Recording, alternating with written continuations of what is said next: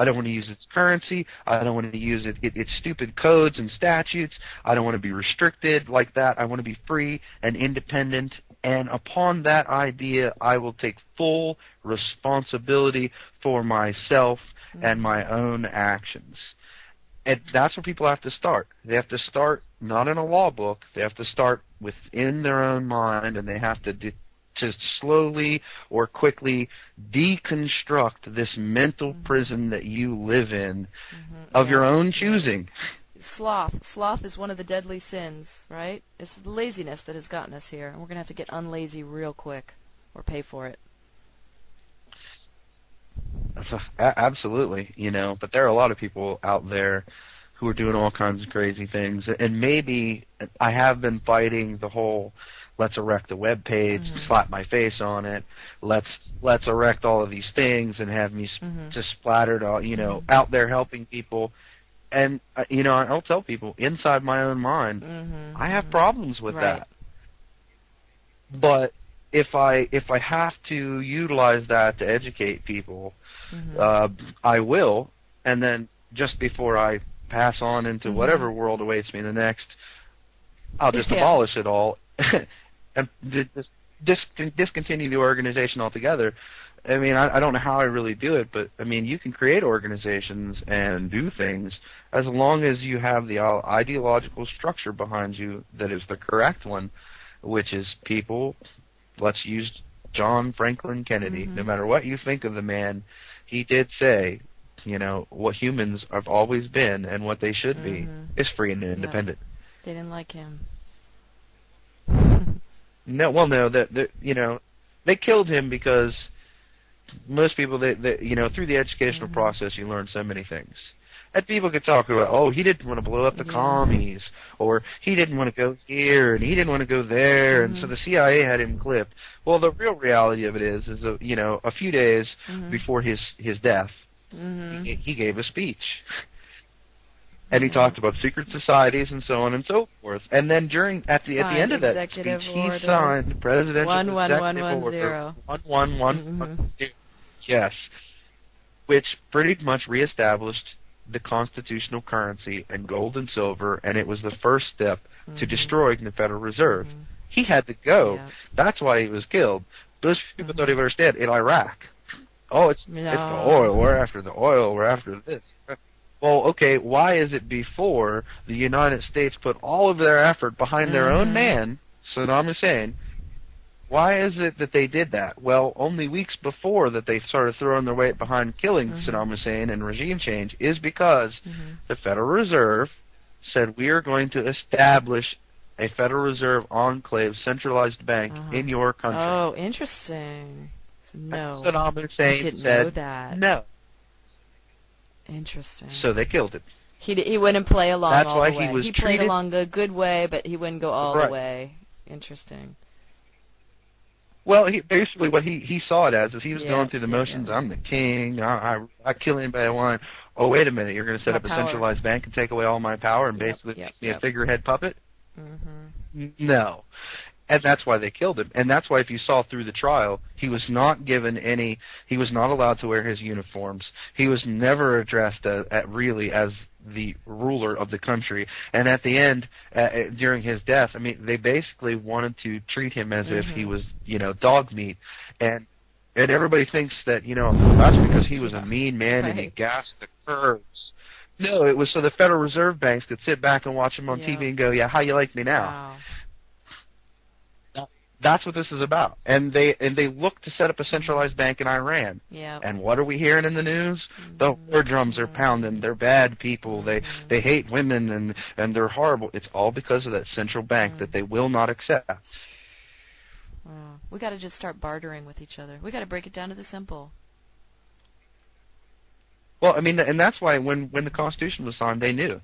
They knew that's why they went with gold and silver, because it had an amazing track record, it maintained wealth and value, and no one could create it out of thin air. You had to actually do some physical effort to acquire it, whether you were farming and trading your goods for gold or you were actually mining the gold out of the ground. You couldn't just create something. And it forces governments to actually balance their budgets, watch what they're spending. And when they want to go do something like a war, what do they have to do? Mm-hmm. They have to walk out to the people, Ask. hang their head down, Yep. and go, we need money. Now they just declare, and we just acquiesce, and that's why we're where we are. Yeah. Okay, so we've got 1215.org, and you also have a radio show that you do every Friday, Saturday, Sunday, correct? From Yes, 7 to 9 p.m. Eastern Time. That's okay. American. And that's at blogtalkradio.com/freedomizerradio. And, I realize a lot of people aren't even going to listen to this interview because there's no pretty pictures to go with it and it takes too much thinking. But for those of you who have made it all the way through this interview, you guys are, the head of the pack. So if you've got any specific questions, you can contact Eric right on the show and, ask him whatever you want. He's right there personally to ask, and that's just a great gift. So we got to get on this and figure out clever ways to organize with each other. And I just say unplug the beast. It's not so much quit feeding the beast. It's not so much that we have to attack the beast and kill it. We just have to stop feeding it, because without us, it doesn't exist any longer. It's just pretty simple. Oh, it's and it's a really weird way to put it, but it's basically envision this system as a baby that never has to leave the womb. Mm-hmm. So the baby's in there, and it's continuing to grow, and it does its thing. Well, if I reach in and I pinch off the umbilical cord, right, the baby will die. Right. Because it can't get fed. Well, your governments are the same thing. Right. Just reach up and pinch off the cord. Right. Say, "Oops, I'm sorry," and watch the beast collapse under its own weight. It's coming. I just feel it. It's going to happen. It's going to happen. We're going to have to forge forward and make it happen. The sooner the better, as far as I can tell. So, yeah. Okay. Do you have any, last words that you want to say besides that? And I like the imagery of a baby rather than a big beast, because it's more ominous and scary, right? Okay, it's just a baby and we're feeding it. We can end it too. You just stop feeding it. You stop feeding it, and I guess what I tell people is that, as Susan said, those of you who have listened to the entirety of the conversation, you have only touched the tip of what you can do. But let me tell you this in all honesty. It is not easy to stand up against the public. And because of the fact of the way the world is structured, there are going to be so few people who want to aid you for fear of all of these horrible things. But once you start winning and gaining ground, and it's easy to help you, then everyone will rush to help you. So you must realize that this is a fight where you're going to have to actually put forth work. You're going to have to go out into your community. You're going to have to gather up like-minded people. And you may not even be able to start with the laws and the codes. You may have to start working groups where you guys just come, meet together, and start talking about this ideology. Start talking about that. And once you start that, and you start seeing that ball start to roll, and focusing on open debate. Don't argue, don't yell at people, don't accost them for their ideas, just debate back and forth and back and forth. And this is how America was created. And once you do that and you start talking about this ideological structure, you will see more and more people will come together, because the good stuff will rise to the top. Yep.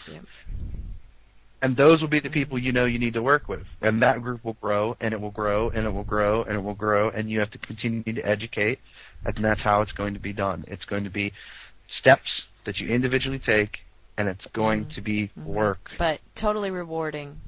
Totally rewarding.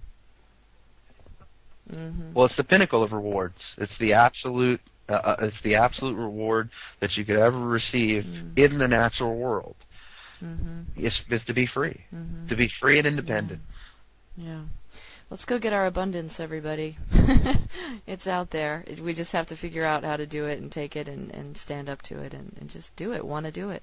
So I guess on that note, we will thank Eric Lovely for spending all this wonderful time with us and highlighting and educating us. And I hope some of you will, care enough to tune into his show and ask questions and start your own community. Start the ball rolling.